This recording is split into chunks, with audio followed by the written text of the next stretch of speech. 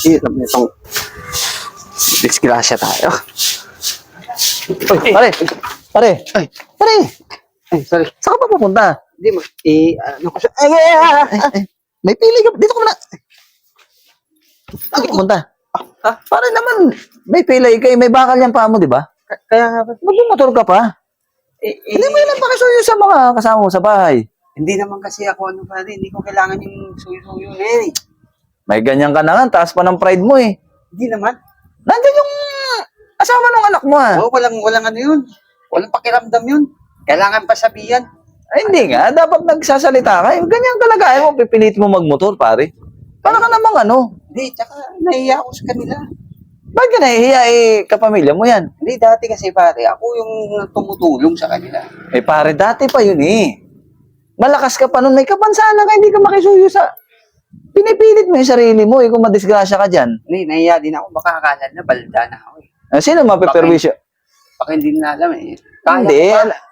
Kaya mo pa nga eh. Nadadapa ka, motor lang eh. Eh, tumatayo. Hindi ka ng tulong sa kanila. Hindi yung taas-taas ng pride mo. May bakal na nga yung paa mo. Hindi ka na nga makatayo. Sinubukan ko siya pare. Sabi kasi ng, doktor, 1 taon lang. O Ay, ayun yung nagbuhat ka ng tubig, no? oh, Ay, narinig ko yun sa kwento niya. Nagbuhat ka ng tubig, kaya naputol yung bakal sa loob, no? nagkaroon ng Eh, nagkaroon. makulit ka rin eh. Ang problema sa'yo, pare, matigas ang ulo mo. Pinagsasabihan ka ng mga kasambahay mo, mga kamag-anak mo dyan, na huwag ka na magikilos, matigas ka rin eh. Ang taas-taas ng pride mo. Hindi naman pare. Hindi naman ganun. Hindi ganun mo, pipilit mo yung ano, Hindi, magmotor eh. Eto pare, pag ikaw na aksidente, sino mapiperwisyo sa palagay mo? Yung mga kasama mo sa bahay. Hindi, Diba? sinubukan ko kung pwede na ba. Hindi nga eh. Hindi. Kung sinubukan eh, pilay ka nga. Paano masusubukan? Huwag mo ipilit yung sarili mo, pare. 1 taon kalahati natin. Ha? 1 taon kalahati. Yun na eh. 1 taon lang pagitan sa'yo dyan. Dahil sa katigasan ng ulo mo, din naputol yung bakal sa loob.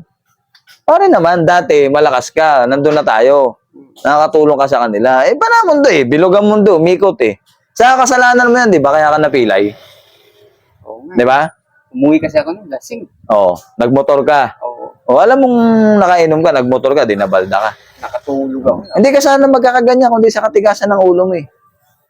Hindi mo alam na nabubuisit na yung mga pamilya mo sa bahay, pero inuunawa ka pa rin.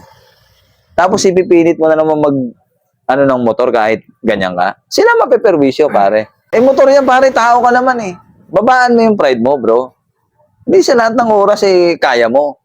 Kaya nga may kapamilya. Bay, anak ka pa sa labas, di ba? Hindi, nilipat ko lang yan doon eh. Ililipat mo lang? Oo, tsaka nadagdagan yata yung ano. Pambihira ka, akala ko naman, mumuturin mo eh, pambihira ka naman. Lilipat mo lang pala. Pag-ilipat nga, pag-ilipat. Hindi na. Kaya mo na yan, lilipat mo. Akala ko magmumotor ka eh. Alam ko, konsensya sa akin, pare. Hindi, okay lang yan.